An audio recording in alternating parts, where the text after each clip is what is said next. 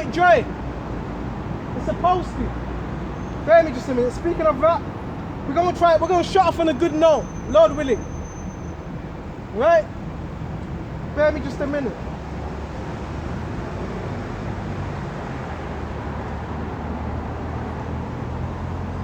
I want to shut off with some goodness, man. Here we go. Ecclesiasticus 31 and 21. Give not over thy mind unto what? Heaviness. So when you're giving your mind up to heaviness, you're thinking upon things like, even within this truth, we know persecution, slander, you know the world's going to hate you. If you give your mind to that too much, that's giving your mind to heaviness. The cares of this world, how am I going to eat? How am I going to survive? That's giving yourself to heaviness. Why does it say heaviness? Because the mortal thoughts can what? Weigh your body down. It can weigh you down. So don't give your mind to heaviness. And us in this truth, we think a lot. There's a lot of things we think about. Okay? And a lot of times that can weigh you down. Thoughts can weigh you down. Okay? So don't let that weigh you down. Alright? And afflict not thyself in the uncounsel. That's happened several times. Okay? You're reasoning, that means you're reasoning with your own mind, which you're supposed to do. You're supposed to reason with the scriptures.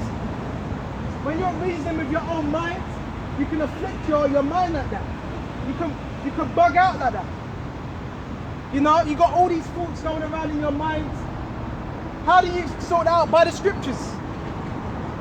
Okay? That's how you deal with that. Anxieties, the cares of this world, you deal with it through the scriptures. Alright?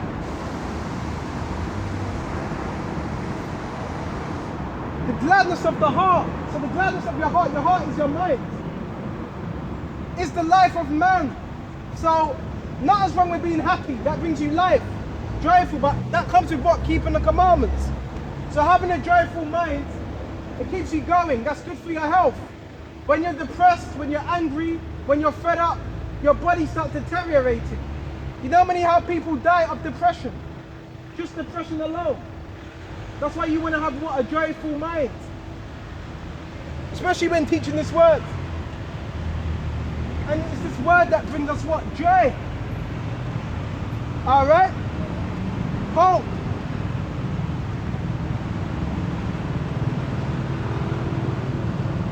And the joyfulness of a man prolongeth his days. So that's why it's good to have a good mind towards Yahawashi. This is the joyfulness of a man prolongeth his days. People that are always depressed, that are sad, they die early. Okay?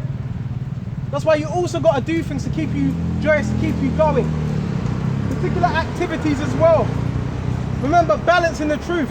And that's something I'm still working with. Balance. Okay?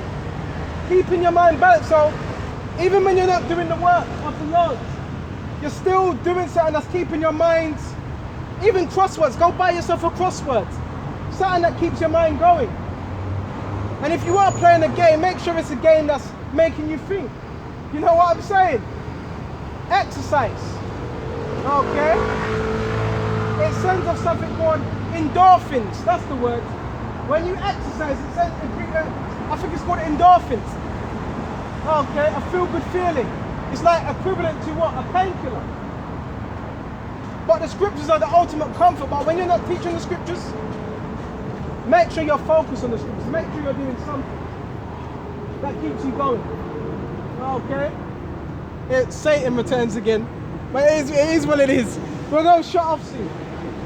Okay, we are going to shut off soon. A couple more scriptures and we shut off. Verse 23. The scripture says, love thy own soul. So before you love anybody else, you got to love your own soul. You got to do good to yourself. If you can't do good to yourself, how are you going to do good to anybody else? Love thy own soul. Alright? And comfort thy heart, comfort your mind with these scriptures. Okay? There's a balance. Remove sorrow far from thee. So you don't want to be too down, because that can mess you up. It can mess up your spirit. Remove sorrow far from thee. Remove these things far from you. Alright? Remove sorrow far from thee. If you're too sorrowful, how can you get up? How are you able to do the work if you're too sorrowful all the time? So you can't be in that. In times, the scriptures take it cheerfully when you're in a lower state. So there's going to be times when we're low, but you still got to have a good mind towards Yahawashi, no matter what state you're in.